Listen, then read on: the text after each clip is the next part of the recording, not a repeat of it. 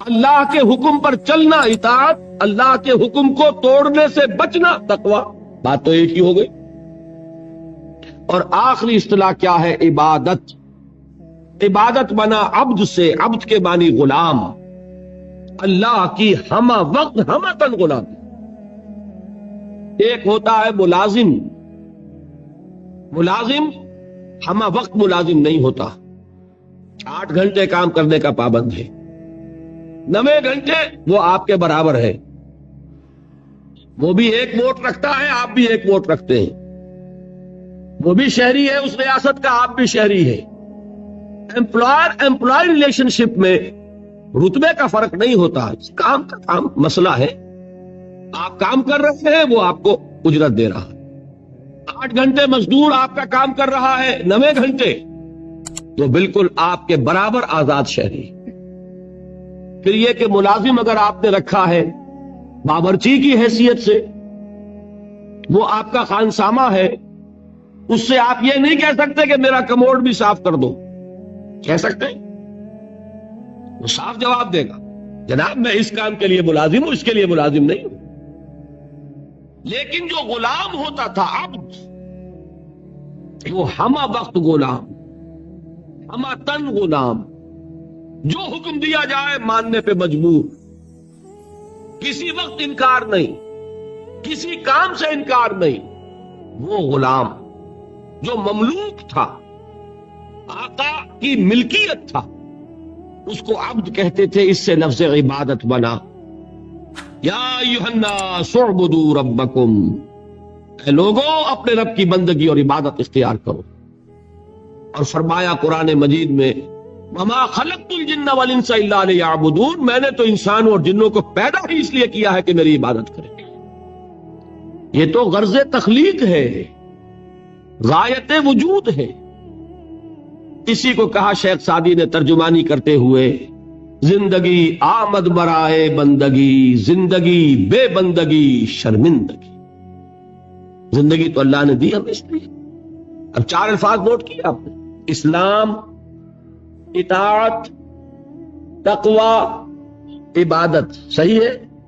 ان میں 19-20 کا فرق ہے. اسلام کے معنی to surrender, to submit, to give up resistance, مخالفت چھوڑ دینا، ہتھیار رکھ دینا، گردن نہادن، سپردن، اپنے آپ کو حوالے کر دینا. یہ سب کیا ہے؟ اسلام.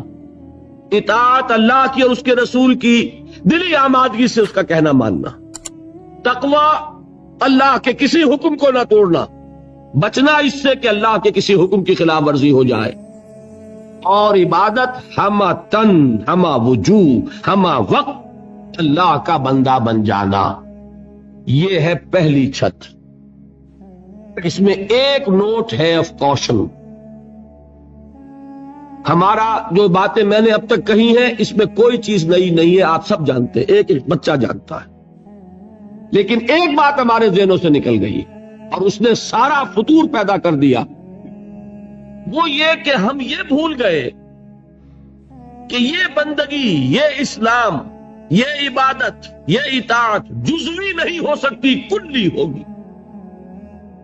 یہ نہیں کہ اللہ کے کچھ احکام قبول اور کچھ رد، کچھ سر پر، سر آنکھوں پر اور کچھ پاؤں تلے.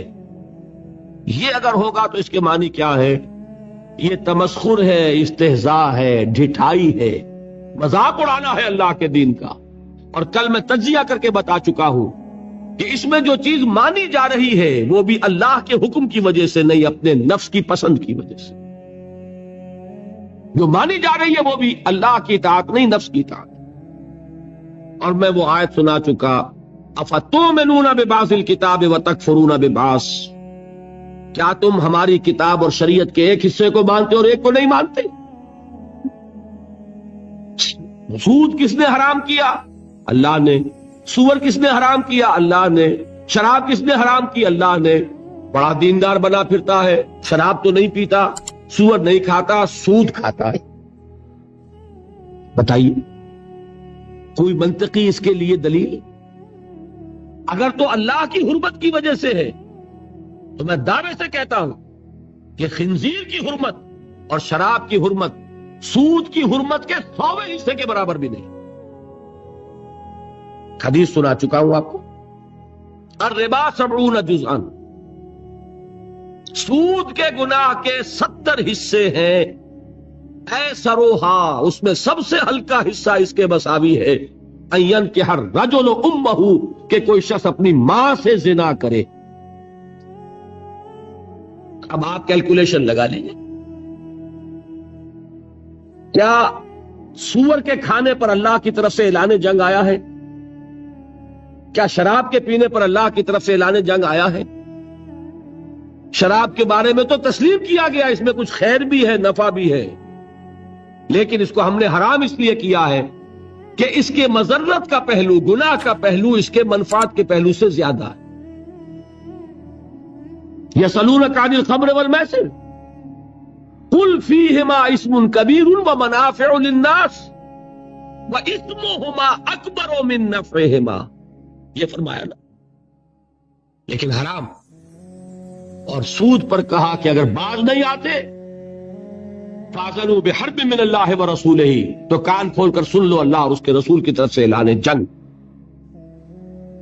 یہ بات اچھی طرح سمجھنے کی. یہ بندگی پارشل نہیں ہو سکتی، کمپلیٹ ہوگی. اسلام میں آنا ہے تو پورے کے پورے میں آنا ہوگا، ادھورے میں نہیں آئے. ادھورے میں آتے ہو تو جاؤ، دفع ہو جاؤ، ہمارے ہاں قبول نہیں. ہاں کسی وقت غلطی ہو جائے، کل بیان کر چکا ہوں، خطا ہو جائے، ٹو ایرر از ہیومن. حضور نے فرمایا کل بنی آدم خطاؤون وخیر الخطائین التوابون، تمام انسان خطا کار ہیں، خطا کاروں میں بہترین وہ ہے جو توبہ کر. لیکن توبہ کی بھی قرآن مجید میں شرح کر دی. ایک توبہ وہ ہوتی ہے ساری عمر حرام خوری کرتے رہو اور موت کے وقت آگے ہاتھ جوڑ دو، وہ توبہ قبول نہیں ہوگی. ایک توبہ وہ ہے کہ خطا ہو گئی فوراً رجوع کیا، اے اللہ مجھ سے غلطی ہوئی، پروردگار معاف فرما، کرتا ہوں کہ آئندہ نہیں کروں گا. اس کو اللہ نے فرمایا اس توبہ کا قبول کرنا ہم پر واجب ہے. انما التوبۃ علی اللہ للذین یعملون السوء بجہالۃ ثم یتوبون من قریب. بہرحال پہلے درجے میں یہ جان لیجئے صرف اللہ کا بندہ بن جانا، ہمتن بن جانا آسان نہیں ہے. یہی وجہ ہے علامہ اقبال نے خوبصورت اشعار کہے ہیں، چمی گویم مسلمانم بے لرزم کہ دانم مشکلات لا الہ را. میں جب یہ کہتا ہوں کہ میں مسلمان ہوں تو مجھ پر کپ کپی طاری ہوتی ہے کہ مجھے معلوم ہے کہ لا الہ الا اللہ کہہ دینا بہت آسان ہے، اس پر پورا اترنا بہت مشکل. یہ شہادت گاہ الفت میں قدم رکھنا ہے اور لوگ آسان سمجھتے ہیں مسلمان ہونا. یہ اشعار تو یاد ہوں گے. دیکھیے یہ پہلی منزل بنی ابھی، اور پہلی منزل ہی اتنی کٹھن ہے. البتہ اس کی کٹھنائی کو اللہ نے آسان کیا. 4 ایسے عمل ہمیں عطا فرما دیے کہ اگر ان کی پابندی کریں گے تو آسان ہو جائے گا اللہ کی بندگی کرنا. نماز اس لیے تاکہ یاد رہے کہ ہم نے اللہ سے یہ عہد کیا ہے. 5 مرتبہ اپنے کاموں سے نکلو، کہیں غفلت طاری نہ ہو جائے. آؤ اپنے عہد کو تازہ کرو. ایاک نعبد و ایاک نستعین، پروردگار میں عہد کرتا ہوں، تیری ہی بندگی کرتا ہوں اور کروں گا، اور تجھی سے مدد چاہتا ہوں اور چاہوں. حفیظ جالندری کا ایک بڑا پیارا شعر ہے، سجدے میں گر کر آدمی کیا کرتا ہے. بڑا پیارا شعر ہے. سرکشی نے کر دیے دھندلے نقوش بندگی، آؤ سجدے میں گریں لوہے جبیں تازہ کریں. ہمارے تو ماتھے پہ لکھا ہونا چاہیے کہ یہ بندہ ہے، اللہ کا بندہ. سرکشی جو ہے اس کی وجہ سے یہ نقش کچھ مدھم ہو گئے ہیں. سجدے میں گرو اور تازہ کرو تاکہ وہ نقش بندگی جو ہے پھر اجاگر ہو جائے. سرکشی نے کر دیے دھندلے نقوش بندگی، آؤ سجدے میں گریں لوہے جبیں تازہ کریں. نماز کیا ہے؟ بندگی کے اقرار کو تازہ کریں. پھر اس عبادت میں آڑے آتے ہیں انسان کے نفسانی خواہشات. اس نفسانی خواہشات کا مقابلہ کرنے کے لیے کیا دیا؟ روزہ۔ حضور نے فرمایا الصوم جنۃ، روزہ ڈھال ہے۔ نفس کا حملہ کس پر روکو گے؟ روزے کی ڈھال پر۔ پیٹ کھانے کو مانگتا ہے لیکن اپنے اندر ضبط پیدا کرو۔ 1 مہینے تک صبح سے شام تک شدید بھوک کے باوجود نہیں کھا رہے، حلال چیزیں نہیں کھا رہے، بہترین پھل موجود ہے فریج کے اندر، حلق میں کانٹے پڑ رہے ہیں اور فریج کے اندر روح افزا کی بوتل موجود، نہیں پی رہے، کیوں؟ کہ اللہ کا حکم نہیں۔ اگر اس کی عادت ہو جائے گی تو بقیہ 11 مہینے حرام سے تو بچو گے کہ نہیں؟ یہ مشق ہے، یہ بندگی کی مشق کرائی جا رہی۔ پریڈ کرتا ہے ایک فوجی کس لیے؟ جس وقت پریڈ کر رہا ہے اس وقت جنگ تو نہیں ہو رہی نا، لیکن مشق کرے گا تو چاق و چوبند رہے گا کہ جب جنگ ہوگی تب بھی یہ چاق و چوبند رہے اور ایک کوشن پر موو کرے، ایک کمانڈ کے اوپر آگے ٹوٹ پڑے۔ اس کی عادت کرنی پڑتی ہے۔ تو نفس کے حملوں کو روکنے کی عادت پیدا ہوئی کس سے؟ روزے سے۔ اللہ کی بندگی میں ایک بہت بڑی رکاوٹ ہے مال کی محبت۔ مال محبوب ہے، یہ تو میں آپ کو اقسام شرک میں بتاؤں گا۔ زر پرستی بھی شرک ہے جسے کوئی نہیں جانتا، قبر پرستی کو تو جانتے ہیں شرک ہے اور ہے، زر پرستی بھی شرک ہے یہ کسی کو پتا نہیں، اور نفس پرستی بھی شرک ہے یہ کسی کو پتا نہیں۔ یہ تو وہ موضوع آئے گا اب انشاءاللہ، لیکن ذہن میں رکھیے سب سے بڑی دل کے اندر جو نجاست ہے وہ حب مال کی ہے، مال کی محبت۔ اس کو کھرچنے کے لیے کیا چیز عطا فرمائی؟ زکوٰۃ۔ مال نکالو، اور یہ ساری برکات جمع کر دی کس میں؟ حج میں۔ نماز کی برکت بھی ہے، اس میں طواف ہو رہا ہے، شاعر الہی ہے، اور پھر اس میں مال بھی خرچ ہو رہا ہے، وہ زکوٰۃ کی برکت آ گئی۔ احرام کی پابندیوں میں روزے سے مشابہت ہے، روزے میں تعلق زن و شو نہیں ہے نا، اور احرام میں نہیں ہے۔ تمام برکات کو جمع کیا ہے حج میں۔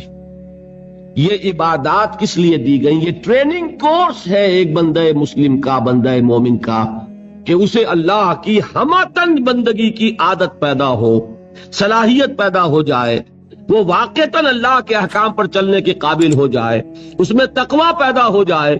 یا ایھا الذین آمنوا کتب علیکم الصیام کما کتب علی الذین من قبلکم لعلکم تتقون۔ اہل ایمان تم پر روزے فرض کیے گئے جیسے کہ تم سے پہلی امتوں پہ فرض کیے گئے تھے، تاکہ تمہارے اندر تقوی پیدا ہو۔ تو یہ جان لیجئے یہ 4 ستون اور یہ چھت۔ ایک بات میں ذرا عرض کر دوں، برا نہ مانیے، اگر کسی جگہ 4 ستون کھڑے ہوں اور اوپر چھت ہونا تو آپ کیا کہیں گے؟ پاگل پن ہے، یہ ستون کاہے کے لیے کھڑے کیے؟ ستون بامانی تبھی ہے جب چھت سپورٹ کر رہا ہو، ورنہ وہ یادگار تو ہو سکتی ہے کوئی، باقی اس کی کوئی افادیت نہیں۔ بالکل یہی حال ہے ان لوگوں کا جنہوں نے صرف نماز روزہ حج زکوٰۃ کو پکڑا ہوا ہے اور اللہ کے حلال و حرام سے آزاد۔ وہ پوری بندگی ان کے سامنے ہی نہیں، پوری زندگی میں اللہ کی غلامی یہ پیش نظر ہی نہیں۔ نماز روزہ حج زکوٰۃ یہ کر لیا اور دین کے تقاضے گویا کہ پورے ہو گئے، جو بھی ہم سے دین کا مطالبہ تھا ہم نے ادا کر دیا۔ اس کی مثال یہی ہے کہ 4 ستون ہے، چھت نہیں۔ اس کا وائسی ورثہ بھی ہے، چھت ہو ہی نہیں سکتی جب تک ستون نہ ہو، لہذا وہ اللہ کی بندگی ہمتن نہیں ہو سکے گی اگر یہ ستون ہی تم نے قائم نہیں کی۔ کوئی شخص بنا پھرتا ہو اللہ کا بڑا ہی عاشق اور رسول کا بہت ہی محبت کرنے والا اور نماز پڑھتا نہ ہو تو ہے فریبی کہ نہیں؟ دھوکے باز ہے کہ نہیں؟ یہ چھت کا دعویٰ کر رہا ہے بغیر ستون کے، اور وہ ستون لیے بیٹھا ہے بغیر چھت کے۔ دونوں شکلیں یکساں غلط۔ یہ تو در حقیقت عمارت کا تصور ہی تب بنے گا ستون ہو، نماز ہو، روزہ ہو، جسے اس حدیث میں حضور نے فرمایا عمود ہے یہ، فلا ادلک یا معاذ براس ھذا الامر وعمودہ وذروۃ السنام منہ، یہ عمود ہے، یہ ستون ہے، یہ ارکان ہے، رکن کہتے ہی ستون کو ہے۔ ان ستونوں پر پہلی چھت آئی، وہ پہلی چھت کاہے کی ہے؟ اسلام کی، عبادت کی، تقوی کی، اطاعت کی، جو ہمتن ہوگی، جو ہمہ وقت ہوگی، ہمہ وجوہ ہوگی۔ یہاں تک تو بات کل بھی کچھ آ گئی تھی، اب اگلے پر آئیے۔ دوسری چھت کون سی ہے؟ وہ ہے دعوت، تبلیغ، امر بالمعروف نہی عن المنکر، تواصی بالحق، شہادت حق۔ اس کے لیے بے شمار اصطلاحات ہیں۔ قرآن مجید چونکہ آپ کو میں پہلے دن بتا چکا ہوں عربی فصاحت، بلاغت، ادبیت کی معراج ہے، اور ادبیت کا ایک تقاضا یہ بھی ہوتا ہے کہ الفاظ بدل بدل کر لائے جائیں، ورنہ مونوٹنی پیدا ہو جاتی ہے، جی اکتاتا ہے۔ میر کا ایک مصرع ہے کہ ایک پھول کا مضمون ہو تو 100 رنگ سے باندھوں، دعویٰ کر رہے ہیں ایک پھول کا مضمون ہو تو 100 رنگ سے باندھوں۔ یہ اپنی فصاحت اور بلاغت اور طلاقت لسانی کا اظہار کر رہے ہیں۔ قرآن مجید کے اندر بھی آپ کو یہ حسن ملے گا بتمام و کمال، ایک ہی بات کے لیے کئی اصطلاحات۔ اچھا یہ کہ 19-20 کا فرق ضرور ہوگا ان میں، یہ نہیں کہ بالکل ایک ہو، لیکن بہت قریب قریب۔ میں نے بتایا اسلام، اطاعت، تقوی، عبادت تقریباً ایک مفہوم ہے، لیکن تھوڑا تھوڑا فرق ہے۔ اسی طریقے سے دوسری چھت جو ہے عمل صالح کی دوسری منزل، اس کے لیے الفاظ کیا ہے؟ دعوت، تبلیغ، نصیحت، وعظ، تلقین، تعلیم، انذار، تبشیر، تذکیر، امر بالمعروف نہی عن المنکر، اور سب سے جامع اصطلاح شہادت علی الناس۔ بات سمجھ میں آئی؟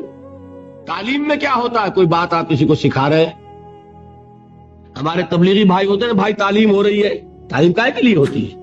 وہ بھی تبلیغ کی ایک شکل ہے نا، کوئی کتاب لے کر بیٹھ کر پڑھ رہے ہیں، درس کائے کے لیے ہے؟ یہ بھی تبلیغ ہے۔ تقریر جو میں کر رہا ہوں یہ کیا ہے؟ یہ تبلیغ ہے۔ اور وصیت، نصیحت، وعظ یہ کیا ہے؟ یہ بھی کسی کو کوئی بات سمجھانی ہے، آمادہ کرنا ہے۔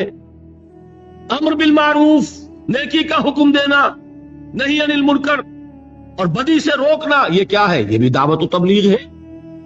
تذکیر کے معنی نصیحت، فذکر بالقرآن من یخاف وعید۔